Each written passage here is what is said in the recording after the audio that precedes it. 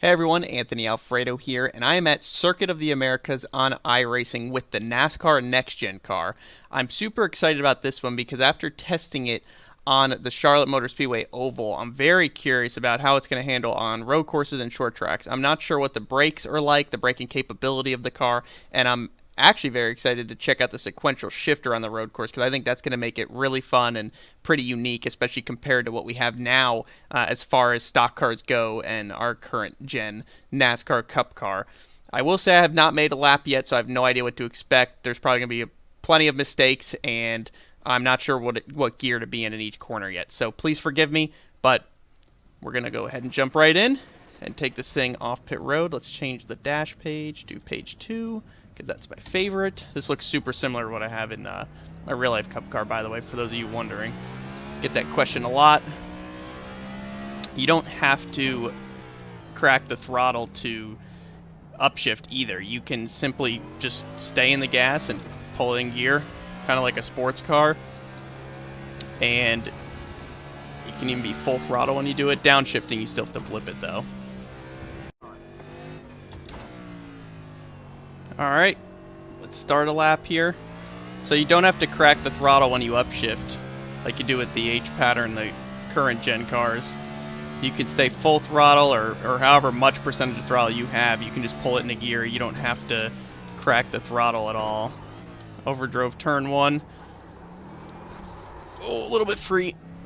That for some reason the setup's pretty sloppy and the steering feels very light. I turned my force feedback up a ton to try to get some feel. So there's quite a few setups for this car already, but I'm not sure how complete they are, how much testing is done with them, because it feels a little odd. So please bear with me as I make numerous mistakes and also figure out what gear to be in all of these corners.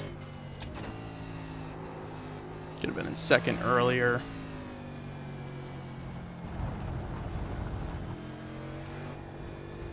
Could just be having to get heat in the tires. Oh man, yeah, the steering feels so weird. Getting way deeper than the current Cup car, I think. We'll try it down here in the next corner.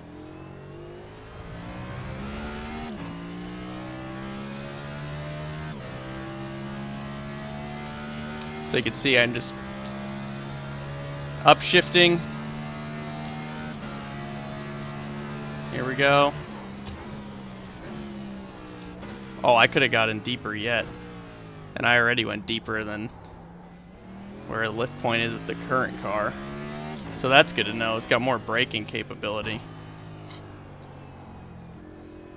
This track is so cool too. I can't wait to race here in the NASCAR Cup Series this year. The inaugural event here for NASCAR. It's pretty cool to be racing at a Formula One track.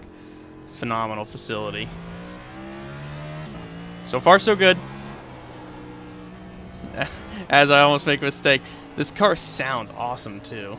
It's going to look so cool on the road courses and hopefully race really well. And same goes for the ovals.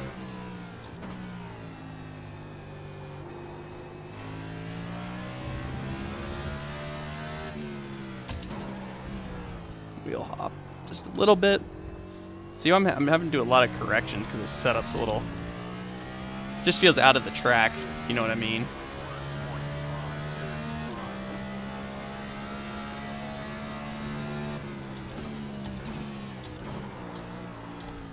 So, of course, overdrove it again. I tried to get more out of it on the brakes.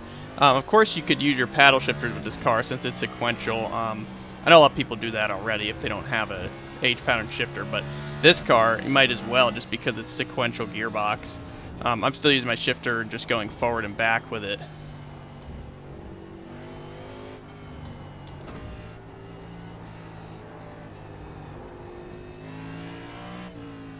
Yeah, I think if we got it set up that was just a little bit snugger, had a little bit more feel in the steering, and it was in the track a little bit more planted better, that would, you'd be able to get after pretty well.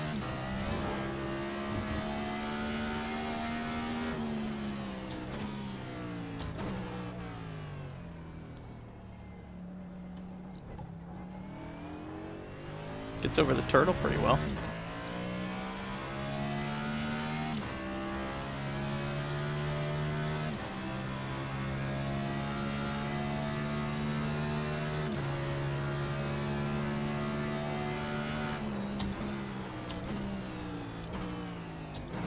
Wow, that was about 100% right there on entry. That was almost all I could get, and I got in really deep.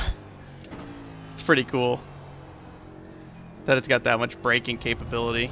Brakes on this thing are awesome. I'm excited to try it at a short track.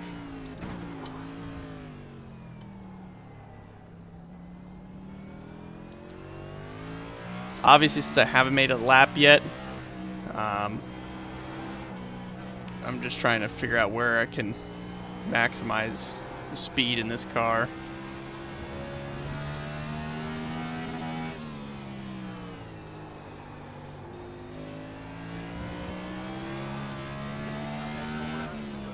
Oh, that's interesting. You get to cut the course for that? Is that always a thing? Hope we don't have that in real life. We're gonna need that. Oh, I have to give it back. That's annoying. That's gonna be a decent lap.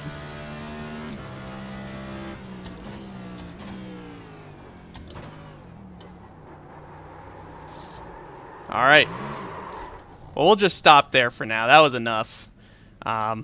I did not mess around with the setup. I would like to. But let's get some laps behind this car. Let's get a nice chase cam going and let it roll. I haven't messed with the paint scheme or anything. This is just what was generic on it. As you saw in my last video at Charlotte Motor Speedway, I loaded up, saw it for the first time, and this is what it looked like.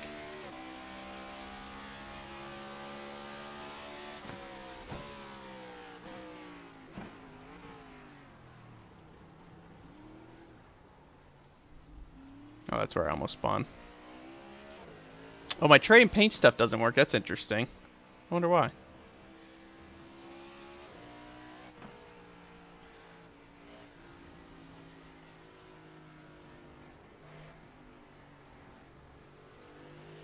Check out the gyro cam maybe, or roll bar.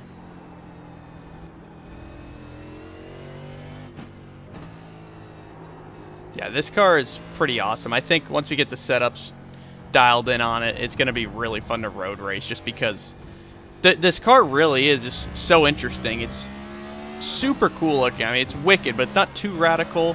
And then, of course, it's like a cross between a IMSA kind of sports car, a Trans Am looking car as far as the body, and then obviously a NASCAR stock car. Just like kind of this, seems to be like this hybrid, but it's really cool and unique. This braking zone was fun. I got it really far on that second lap.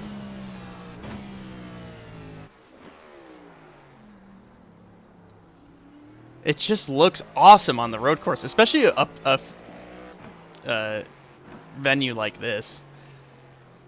It looks so cool. This section's gonna be interesting in real life too.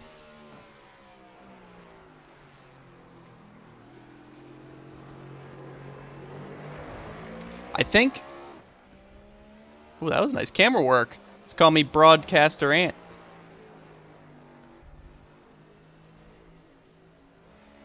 What's TV3 look like? I just want to check out all of you on this car because I'm so excited about it.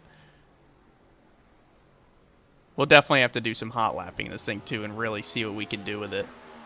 It just looks sick. I can't get over how cool it is.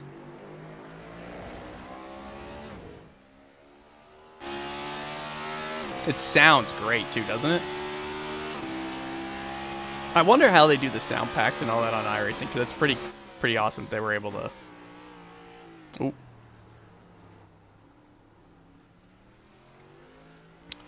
Yeah, this is neat. Let's go to cockpit and let's go check out the other brake zone, because that was pretty neat. We were able to get into the corner that far. I don't know if you've tested the current Cup car here, but you cannot get into turn 12 that deep, or as deep as I did right here. So next up on the schedule is going to be the short track. That's what I want to see next, and then I want to try an intermediate track where you have to lift off the throttle, you know, somewhere like Homestead or somewhere worn out. Maybe run a couple laps and get the tires heat up. But check us out. Where did we lift at? The 200? Yep. The 200 marker on the wall. We are much earlier than that right now. And it's amazing the capability, because if you look at my inputs, Look how much brake I had. Like, I feel like normally I would have lockup at this point.